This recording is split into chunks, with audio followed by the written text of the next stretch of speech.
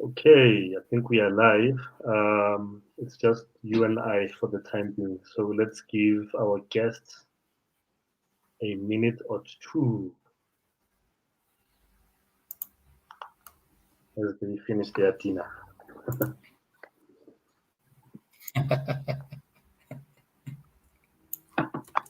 Wrapping up dinner time. I see we've got some people joining in.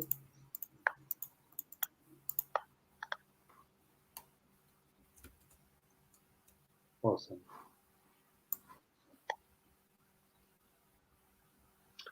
Okay, let's get started. This is recorded in any event, so I think anyone that misses any bits and pieces, they will do or watch the recorded version. Sure, man. Thanks, Alton, for accepting my invitation for tonight. Okay. I think thanks to your family too. I know how difficult it is to get all the moving parts, done for you to be sitting here in front of your laptop at this time of the day or the evening. A disclaimer from my side before we start, to you and to our audience. From time to time, I might have little people coming in, asking for some kind of help. So please do excuse that. Bear with me. But yeah, we live in interesting times. Anyway, to kickstart tonight's conversation, I think that's what I prefer to call it. By way of introduction, my name is Mzuzukile Soni. I'm the founder of BrownSense. And I think, this year is really introducing or giving us some, great opportunities, exciting collaborations, etc., that we see on the horizon. And one of them is what we are going to be talking about tonight. So I've got Alton Tippens with me, who is an international trade expert, right? Now, one thing, as I was preparing for tonight, as well as the training that we'll be talking about that's taking place on the 7th of March, that kept on coming to my mind was how funny this life thing is, right? It's like when I was a kid, my father was into jazz music. I hated it, but now I love jazz music. So when I was in university, I was like, what is supply chains? Who studies that? It doesn't seem interesting or appealing. Then I grew up, got into this space, got exposed into the e-commerce world, and I'm like, damn, we can't live without this thing. This is more like oxygen. I think that's the best way to explain it.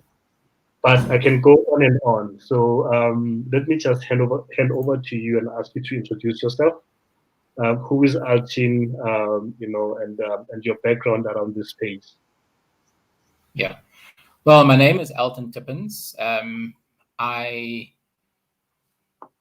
the founder, like with Mzu. He's the founder of BrownSense. I'm the founder of a company called SITE, and that simply stands for the South African Association of International Traders. Just a short background.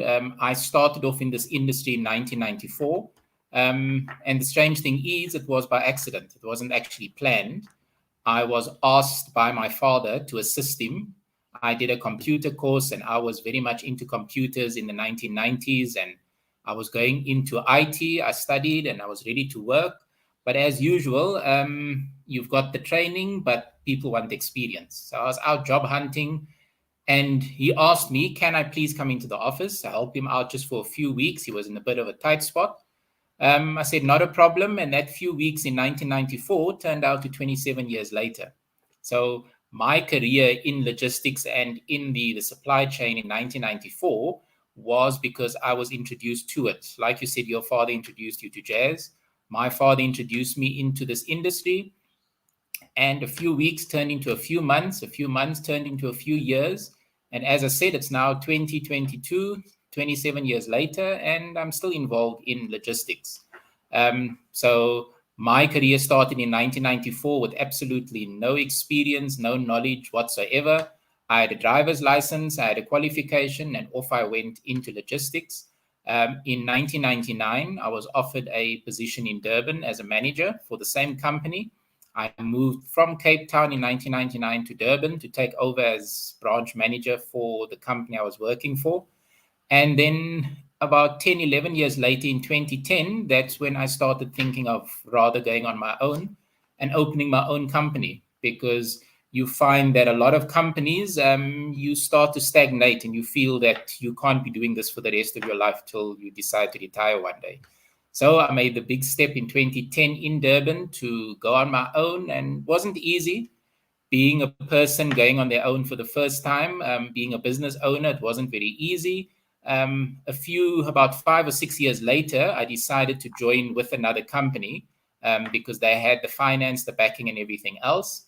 Unfortunately, there was a disagreement between us as 4 directors and shareholders in the company, and I decided once again to go on my own. And in 2019, September 2019, I moved to Johannesburg, and I then furthered my business in Johannesburg, because anywhere in South Africa, you can speak to anyone and they will tell you that Johannesburg is the hub of business in South Africa. And especially with logistics, there's a big hub for logistics that's controlled in Johannesburg, which was a good move, because when we hit COVID, Durban would have been a dead end for me. So that's basically my career. I started off in 1994, worked my way to Durban, then to Johannesburg, and it's now 2022, 27 years later, and I'm still involved in logistics and in this industry, in the supply chain industry. That's just a brief rundown of 27 years in a few minutes. Okay, that's really interesting. So maybe for my benefit, hopefully somebody else that's listening, is there a difference between supply chain and logistics, or do we use the two terms interchangeably?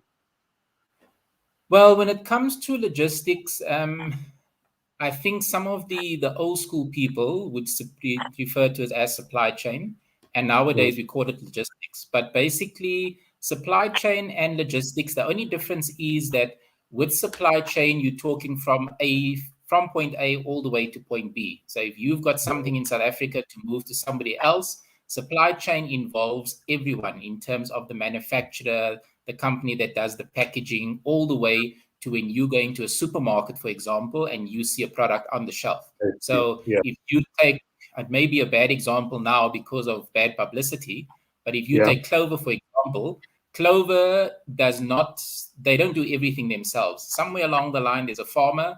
That farmer then produces the milk with these cows. That milk is transported to the factory. The Clover factory manufactures the product. That product is then transported to the various distribution centers. And finally, when you go to your shopping at your supermarket, you find the Clover product on the shelf. Now, supply chain covers that entire process.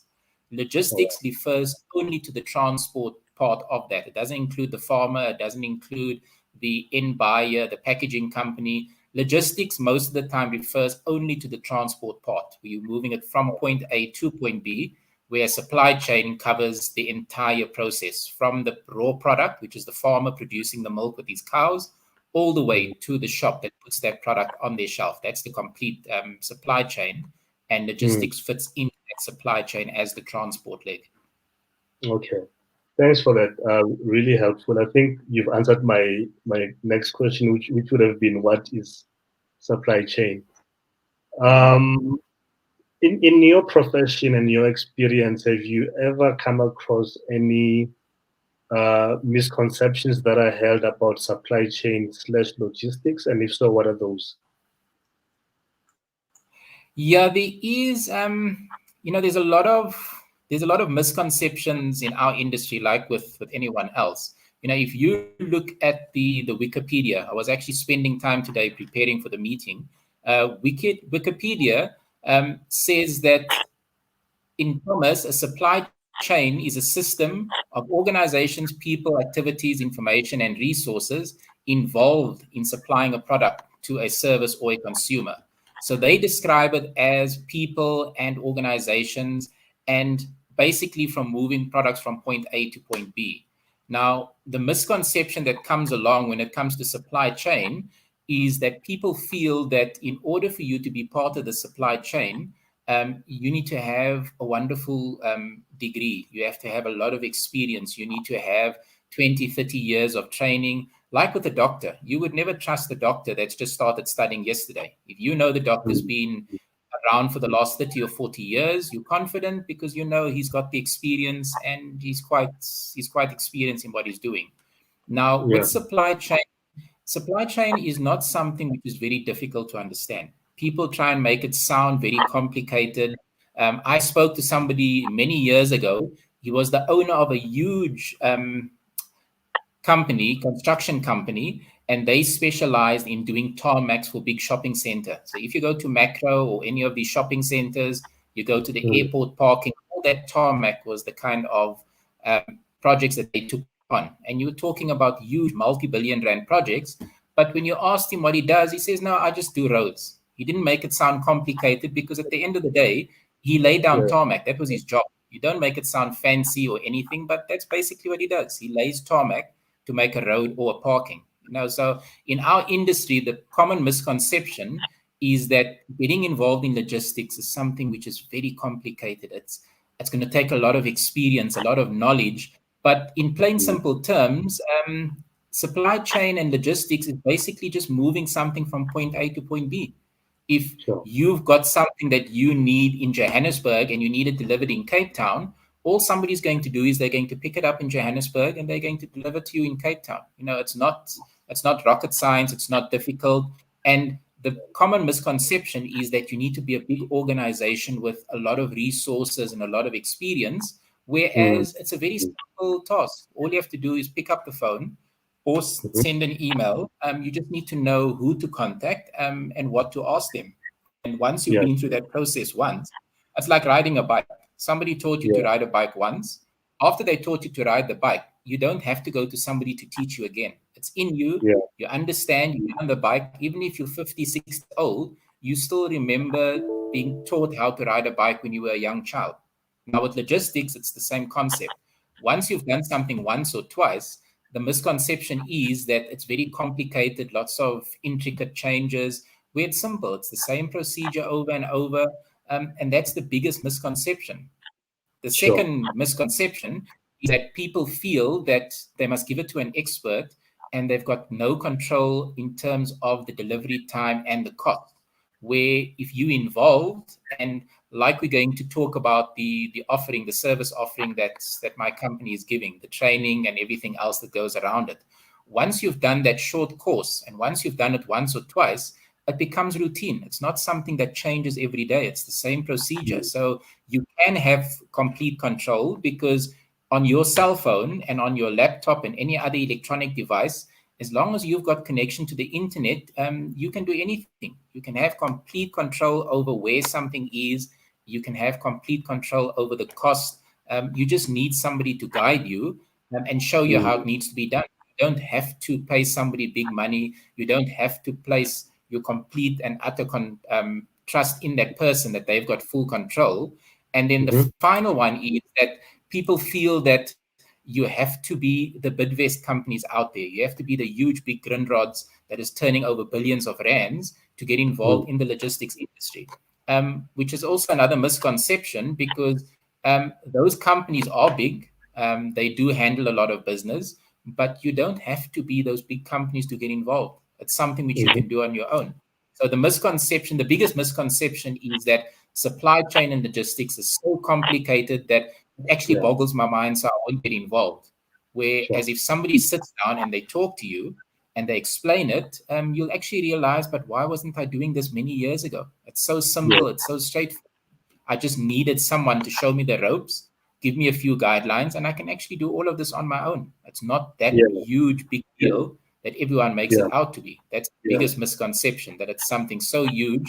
I'd rather just pay somebody and I walk away because I don't want to be involved. I can't handle it on my own. That's really powerful because you're touching on a very, when you're talking about the small business, right? So you look at something like this, it may seem daunting, right? You're like, let me call Alton or whoever that I use in the space. to help me with 1 to 3, but I'm not clued up in terms of what it takes, what is the process, what is the cost. Then that means that with that, for lack of a better word, with that lack of understanding, as a small business, I'm therefore exposing myself to potentially losing money. I don't know if that's the best way of putting it, but basically there's a lot of missed, like a lot of blind spots, basically, as far as I'm not able to see and control my spend over and above, where whatever item that I'm tracking is. Am I making sense to you? Yeah. Yeah. And I've been down this road, and the reason why I decided to go in this direction, and it's something which maybe we can discuss a bit later in the conversation, is that I had this same conversation with a client about 2 years ago, which actually brought me to the point where I decided to go into this training and set up this organization, because the lady that was working in the company, she had a lot of knowledge of their products, their actual product that they were bringing in from overseas. She knew her product from A to Z.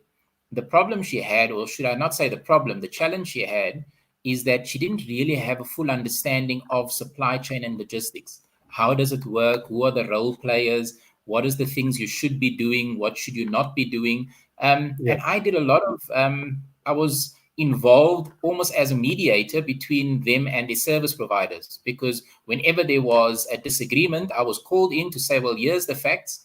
This is what they're telling us. Can you please tell us, is it the correct way or is it the wrong way? Who's in the right and who's in the wrong? And then I realized, but if I sit down and if I train this lady and I spend quite a bit of time with her, and I showed her exactly how things work. When your goods are packed in a container, how does it work? How does the ship get here? The processes, the paperwork involved, things that you should be doing, things that you should be avoiding. After about 2 months of maybe 2 or 3 months of training and assistance, it got to a point where I used to get 1 phone call a month, maybe 2 phone calls a month, whereas before it was every single day. Can you help me with this? What do I do with that document? What do I reply to this email? All of that on a day-to-day basis of multiple phone calls came down to 1 or 2 phone calls or emails a month. And she realized, but this is not actually that difficult. It's quite simple. And if I follow the procedure and if I ask the right questions, I can actually handle this all on my own. She's not a logistics expert. She's not a supply chain expert, but now she understands not only her product she's importing, she now also understands the logistics side of getting her product to South Africa. And she can go to work every day smiling, knowing that she can now handle the stress, because when something is placed on her desk, she knows what to do and she knows how to do it. And that wasn't something that took years of experience. It took a month or 2 of assistance, and she was on her way being able to do everything on her own. So it's as I said from the beginning, it's not rocket science. It's not the most difficult thing. It just takes a bit of training, a bit of assistance, and anyone can do this. It's very simple and very straightforward. Very interesting. Before I carry on, I just want to say, if anyone has a question, I see a few comments, but it doesn't really show names on my side. It just says Facebook user. So someone says, hi, Alton and Mzuzukile. Hi to you, friend. But if you guys have any questions, please, you can feel free to hit us up on the comments. We'll note them. So there's one that just came through, but I'll get to it just now as more questions come through. Alton, taking what you've just said with the lady that you used to assist, her frequency in terms of reaching out to you, decreasing after you trained her. We've got a training session on the 7th of March to the 11th of March that you will be hosting.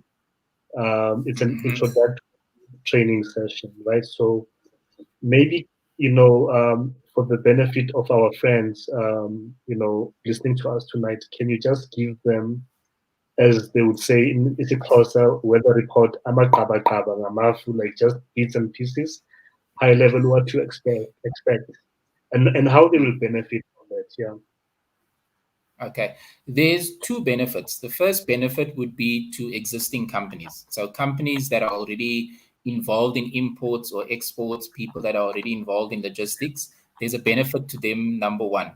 Then number two, there's a benefit to people that, like we've been explaining, it's not something difficult to get involved in. So maybe now their interest has been reawakened. Maybe we've touched on something that's interesting to them. And in the back of the mind, they're thinking, well, maybe I should actually get involved in this because there's a product that I'd like to send out or bring in. So firstly, the existing companies that are there, what it's firstly going to do is we've got the 3-step program. And the first step of that program is the training. And that training is going to give people, it's done as a 5-module training course, and it takes you all the way from the simple basic thing of how does a container or how does a package get from point A to point B. So you understand the procedure. It goes on the aircraft, it goes on the ship. We explain the entire procedure from loading on that side, the transport here, when it gets to South Africa, what happens to the container, because I'm sure people have seen it. They've seen ships and containers and planes and boxes, but they don't really understand the dynamic that happens in the background. So we will take them through the entire procedure of exactly how things are done. And this is for all modes of transport. This is for sea freight, air freight, road, courier, whatever it is. We'll take you through the entire procedure. So when you've got a package that you want to move, you know, if I'm going to select a courier or a sea freight or whatever service, you will have a basic understanding of what happens to that package through the entire process, from being picked up until it's being delivered. Then secondly, we're going to give you a very good understanding.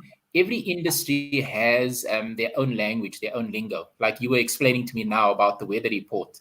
There's a saying to explain that, and people that understand it, they immediately will know exactly what you're talking about. Now, the challenge that we've got, and it's important to note here, I don't like using the word problem, because when you use the word problem, people immediately see negative. I don't want to do that because nobody likes problems. So what I like to refer to is the challenges of our industry, because when something is a challenge, it means there is an issue, but you have to find a way around it. Like when you go to gym, it's a challenge. You have to push yourself to become more and more fit. Going to gym is not a problem. It becomes a challenge and you want to push yourself. So the challenge in our industry is that we use terms for the transport and for the transaction, which people will not, if you mention the words, they're not in the logistics industry, they will have absolutely no idea what it means. Now, we will spend time and we will take them through about 3 or 4 pages of the most common terms. So when you're dealing with somebody and they say, oh, a shipment is FOB, to the layman out on the street, he will look at you thinking, what does FOB mean? We will explain to you what it means, and we will explain exactly what it refers to. Does it refer to the cost? Does it refer to the transport? If I say something is ad valorem, you will look at the person thinking, but now what strange language is this? But we in the industry understand what the word means, and we want the person that's doing the imports or exports, when that word is mentioned to you, you must know, oh, when the guy refers to that term, this is what it actually includes, because shipping terms can involve 2 things. They can involve the cost of the transaction, or they can involve the actual transport part. So there's the cost and there's the physical transport of the goods. So we will take you through those terms, and you will then be able to know that when your clearing agent speaks to you in this funny language, you'll understand what he means. You're talking, because if Mzu is talking Zulu and I'm talking Afrikaans, we will never ever be able to communicate, because we know what we're saying, but the other person won't understand you. We're not talking their language. So we want to educate you in the language that shipping lines, that customs, and all the people in our industry talks about. Then we also want to take you finally through the entire process. So when something arrives in South Africa, from that point onwards, what happens? What paperwork processed? If questions get asked about the product, which departments are involved? Which government departments are involved? What is the procedure? Is there a cost attached to it? All those things we're going to speak to you about. So the training is not just to give you an understanding, like an overview, like somebody would just give you advice in a talking. There's a 32-page document which you will be given as part of the training course, which you can refer to as a training manual. And when these questions are asked and somebody challenges you to say, no, you are responsible for that, you will be in a position to turn around and say, sorry, but according to the shipping industry, that is not my responsibility. That is your responsibility. But before the training, you just accept anything somebody tells you because you don't have the training. You don't have the understanding of what you're doing. So the benefit is existing companies to increase their knowledge so they can deal with all these people in the logistics industry and talk their language. And for people that have no idea what to do, where to start. I've got a box in China and I would like to bring the box from China to South Africa. What do I do? How do I do it? What's the cost? At the end of the training session, you will be able to understand what you must do, what the cost entails, and you can then make an informed decision. And you can then use the training to make that informed decision. But besides the training, we're also going to be in the background. You can turn to us and you can say at any point in time, Alton, I need to make a decision. I've got this product. This is what I need. This is my deadline. This is my budget. And we will sit down with you and we'll go through everything, the pros and the cons. And the best decision you can make is an informed decision. Once you've got all the facts and figures in front of you, as a business owner, you can say, okay, fine, I choose number 1 or number 2 because it's fitting my budget, it's fitting my timeline, and that makes sense. Now you're not just shooting into the wind and hoping that something's going to happen. You're now making an informed decision based on the best for you and for your company. So it's going to give you the training, it's going to give you the confidence, and you can go out there and you can challenge people and you can tell them, but this is unacceptable because I've been shown that this is what needs to be done. So the training is going to give you, above all, number 1, the knowledge. It's going to give you the confidence to go out there. And number 3, you're going to have the reassurance to know that our company will not just leave you after that. We will offer you the support and the assistance after that. And you can go out there knowing that, there's a concept out there called Big Brother. Big Brother's watching you. So you can go out there with confidence knowing that you've got somebody that's looking over your shoulder. And at any point in time, turn around. I need to make a decision. Please help me. And the benefits are going to be endless for anyone that needs assistance with training, with support, and with decision-making in the logistics or the supply chain industry. Okay. That sounds really great. Thanks for that. Sonyazo had asked a question, but then he said he has seen the course details. So for the benefit of the viewers, I've shared the details on the screen. I will repeat them during this conversation as well as at the end. We've got an interesting question here from, unfortunately, it doesn't show the name, it just says Facebook user. So, hi, gents. Not sure if you're taking questions, but question for Alton. With the state of our ports and how badly they are currently managed and the deteriorating infrastructure there, are talks of a private company investing and getting up improvement?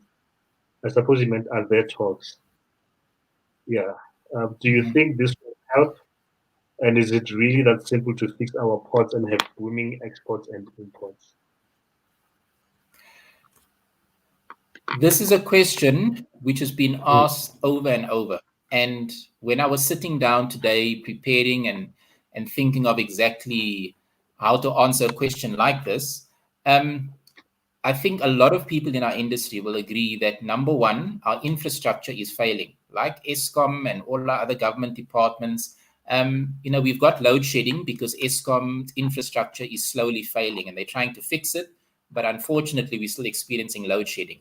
Now, the same as the reason why I use that is because load shedding affects all of us, personal and in our private capacity. Now, in our industry, the 2 biggest challenges we find, number 1 is SARS, because we have to deal with customs. That is the first. In our industry, before you do anything with your consignment, you have to first get SARS to release it. And once you've got their permission, everything else follows. So we've got a problem in that SARS is still, they are improving. They are getting better, but they're still not up to the standard of international other countries. If you go to other countries that are dealing with their customs department. Number 2, the other big down is also Transnet. And Transnet is also another government entity whose infrastructure is also, you look at our rail infrastructure, You go in Europe and you jump on a train and you travel across Europe in 5-star luxury. I don't think any of us would want to get on any of the Transnet trains and travel anywhere in South Africa, because it's a failing entity and it's not safe and it's not reliable. So there is a huge problem with infrastructure in South Africa, in that other countries are gearing up to go into the new industrial revolution. They call it the fourth industrial revolution. I think we haven't even gone through the first or second industrial revolution. We are still many, many years behind them. Now, one of the issues that we plan to tackle is that in South Africa, there is an organization, and I discussed it with Mzuzukile earlier today, where we spoke about an organization that is assisting clearing agents, but unfortunately, their mandate and what they're supposed to do, they're not achieving success. They are taking on issues and they're discussing it with different government departments, but there's no concrete progress being made. Meetings are held, discussions are held, promises are made, but I've been going to these meetings for 20 years, and issues from 20 years ago are still being discussed now. If you go into any private entity, if any private entity is still discussing issues now from 20 years ago, the management and the board of directors would be fired, because there's no ways you can discuss the same problem for 20 years. So to answer your question, yes, there is a big issue with service delivery in our country, in our industry, and everything failing. But that is one of the issues that we want to address. We want to go to these government departments. The aim of this is not to blame or point a finger at anyone to say your department is failing and your department is doing this wrong. We want to sit down with these departments and we want to say, can we assist you to try and improve the service? Can we sit down with you and find a way where you can service us better, but you need to understand what we want. And we need to understand from their side, what are your challenges? These are the challenges that we face, and that is the reason why we have these problems. So I do agree that there is a huge problem with getting imports and exports to be done properly. A perfect example is that if you go to the port of Rotterdam and you go to the port of Hong Kong, after this meeting, if you go onto Transnet and you print their stats for vessels discharging every day, and if you go to the stats for Rotterdam or for Hong Kong, you will actually rub your eyes and you'll think that you're seeing double. Something is not right, because we take 3 to 4 days for a vessel to get containers off the ship into the port area. Those people do it in less than 1 day. Now, how can they do something in 1 day that is taking us 3 to 4, maybe 5 days to complete? So what we want to do is we want to engage with these different departments, and we want to talk to them and say, but let's find a way where we can improve the service, not by pointing out your faults and telling you where you're doing things wrong, but bring in experts and try and sort out and address the issues. So if you as an importer have an issue, our organization is being set up for that very reason, that you come to us with an issue, whether it be a government department or a service provider, and we will then act on your behalf, and we will go to them and say, these are the challenges. Can we please sit down with you, and can we please find a solution? Because when the solution comes along, everyone is happy and the work gets done.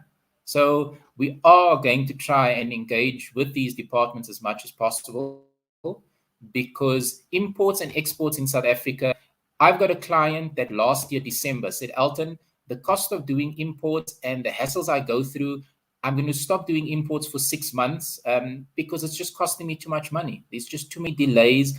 I'd rather go to a wholesaler in South Africa and I buy my product from him. I don't want to go through the hassle of bringing in containers and having things stuck and having extra costs. So a lot of people are actually steering away from imports and exports. And we want to change that. We actually want to make it so, we want to flow so easily that people will want to get involved in imports. They want to get involved in exports. But they need to understand that at this point in time, it's such a challenge that a lot of people are rather walking away from it because they cannot control the process and they cannot control the cost. So part of what we are setting out, partnering up with BrownSense, is that my company wants to engage with government at a very high level. And I've already spoken to quite a few experts. I've spoken to retired MDs. I've spoken to people that have worked at SARS for 20 or 30 years that are now in the private sector, and they're all willing to get involved. And if there's issues, they are willing to assist us in going to these departments and sorting out those issues. That's great. Okay, so I hope that answers the question. You answered a question I was going to ask you about, stakeholders and, how to involve government. We are really working in a space that we can't do a lot without the buy-in and the support of government. Yeah, so I think just to maybe wrap things up, unless a few more questions come through. So on the 7th of March, when we do the training, just maybe, very high level, give an idea, what the people must expect. It starts at 7 p.m. What is the option if I'm not, able to do the 7 p.m. weekday? Excuse me, and how long that takes. You've already given the giveaway or the takeaway rather that I must expect to gain from attending this training. But in terms of the commitment required from me from the time perspective, what does that look like?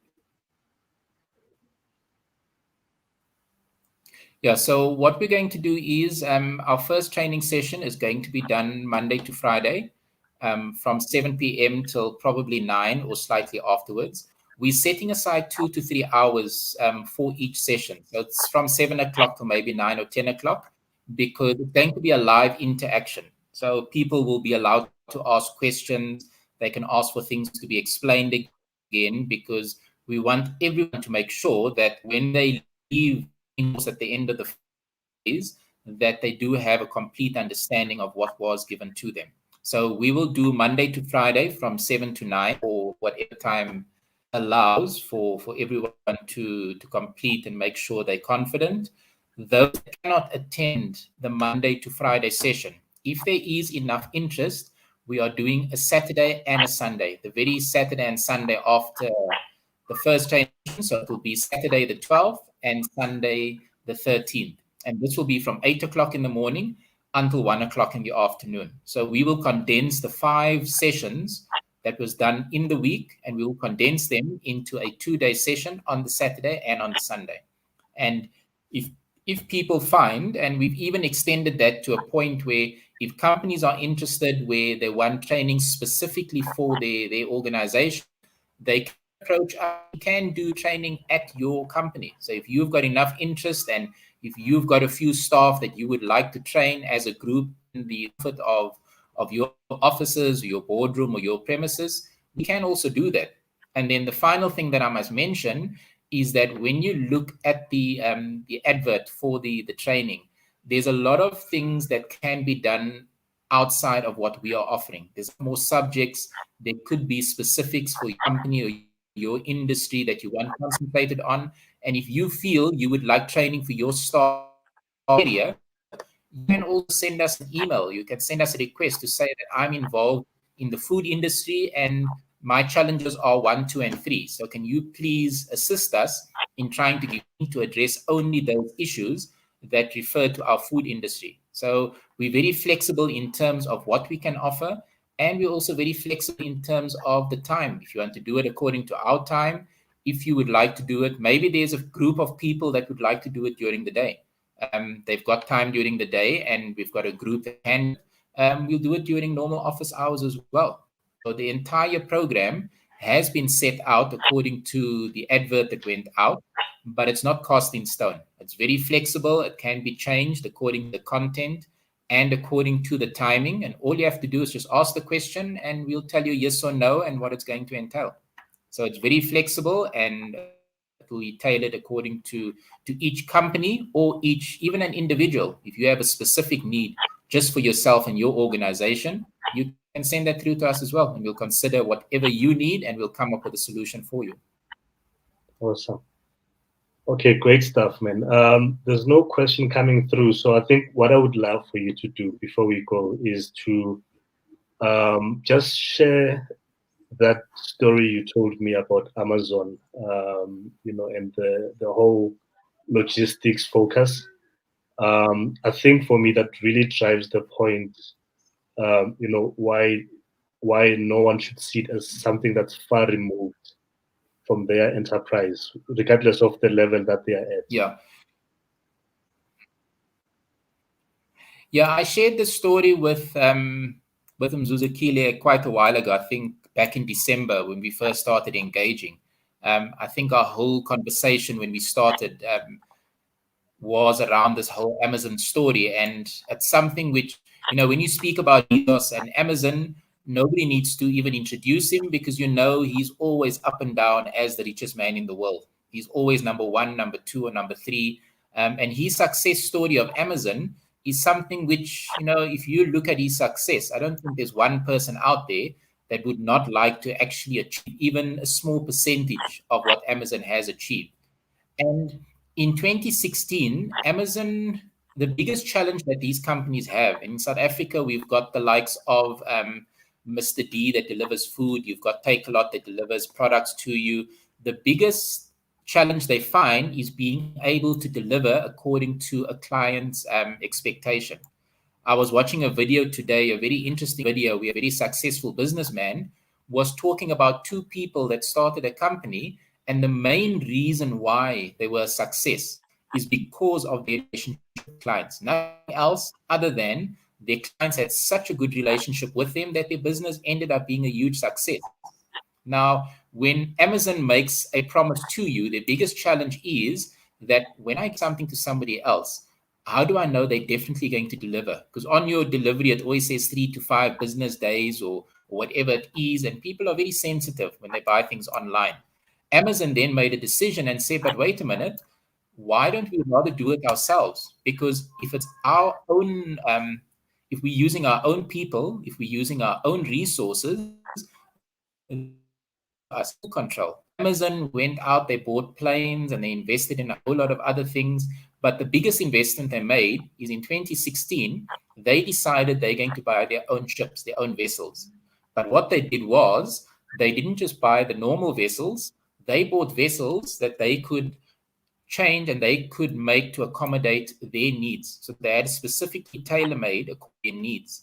Secondly, when you look at sea freight containers are basically a 20-foot container, which is 6 meters long, and a 40-foot container, which is 12 meters long. Amazon decided, no, we're not going to have a 12 container, we're going to have a 30-meter container. So those containers can only be used on their ships, and if you want to use their service, you have to use their containers.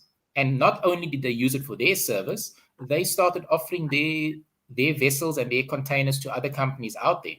So in 2016, Amazon made the bold move and they decided, let's get our own ships, our own containers, and they then had full control. And the reason why it became a success, and if you check the stats online, you'll see that over 70%, at the moment, over 70% of all Amazon stock moves only through their vessels and their planes. They don't outsource more than 70%. So 70 to 72% of all the stock moves only their nature. And what it allowed is that if they got to a port, say they were going to the US and there was huge congestion and the vessels couldn't get into the port, they would then redirect their vessels to another port.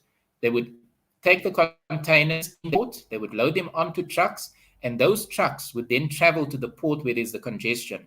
And they would get their stock delivered before those other vessels could even dock the port that were waiting out at sea. So Amazon, when you go online, you can see Amazon has actually become more of a logistics company. But they decided in 2016 that they're going to make this bold move. They're going to invest all this money in acquiring their own container ships, their own containers, and they're now going to start moving their own ships, and they're going to move their own products in their containers on their ships. And if you look at Amazon's success rate, if you go print the stats, you can see their delivery success rate is extremely high, much higher than any other company in the world, even higher than the big logistics companies that you find out there. But in 2016, Amazon made that decision to a point where even during lockdown, with the COVID-19 and all the restrictions we had, Amazon was still delivering on time. And nobody could understand that with all these issues that we have with shipping and delays, why was Amazon still being able to deliver on time? And the reason is because they were not outsourcing, they were not relying on anyone else. They decided to do everything in-house. They made the decision in 2016 that they were going to take full control of their logistics. They went out there, they set up the infrastructure, money off now, because now Amazon has such a huge success that even during COVID-19, when other companies couldn't deliver, Amazon was still delivering on their promise because they decided to make that decision 5 years ago. And they now in 2021 and 2022 reaping the benefits of deciding to not allow the logistics to only be handled by outside company, but to also handle their own logistics in-house and have complete control of the delivery time and also have complete control of the cost. So when you've got time and you go online and you read about the Amazon logistics story, that is what we want to try and start here in South Africa. We can have all these other companies that are going to benefit from the same idea that Amazon had and go in the same direction, where they're more involved in their logistics and they've got more control of their logistics. So the Amazon story is really a wonderful inspiration for anyone that is thinking of maybe taking that step and getting involved in logistics. Yeah. Very, very inspiring story. Thank you for sharing that. I think we've reached the end of our conversation. To part or to end this broadcast, I will share again that in order for anyone that's interested in taking part in the training that Alton will be facilitating, that's on the 7th to the 11th March. That's Monday to Friday, 7 p.m. to 9 p.m. It can go beyond where necessary. Anyone that can make the 7 to 11 weekday, we've got the 12th to the 13th, which means that it will be super packed because we will be covering basically a 5-day session in those 2 days. And in order to apply or register, the link is brownsensinsights.co.za /events. So the link is on the screen. Excuse me, we'll keep on sharing it. And the cost to attend per individual is 1,000, not 8,000. My brain is tired now. It's 5,500 rands excluding that, which can be paid at once or over a 2-month period, right? So we've got, where are we now? Jan, so end of Jan, end of Feb. If you want to do 4 payments, as long as it's done by the end of Feb, basically before the training. We do have an early bird fee, which is 8% off if you pay the full amount by the end of January. 10% if you're BrownSense verified. 15% if you are an organization bringing from 3 people and upwards. We will keep on sharing the info. Thanks for joining us, everyone, when you could have been anywhere else. I don't know what's playing on TV at this time of the night, but thank you nonetheless for joining us. Have a good evening. Thank you, Alton. Thanks. Good night. Thanks. I think you're frozen. Thank you. Good night, everyone. Thank you. Cheers. Bye-bye.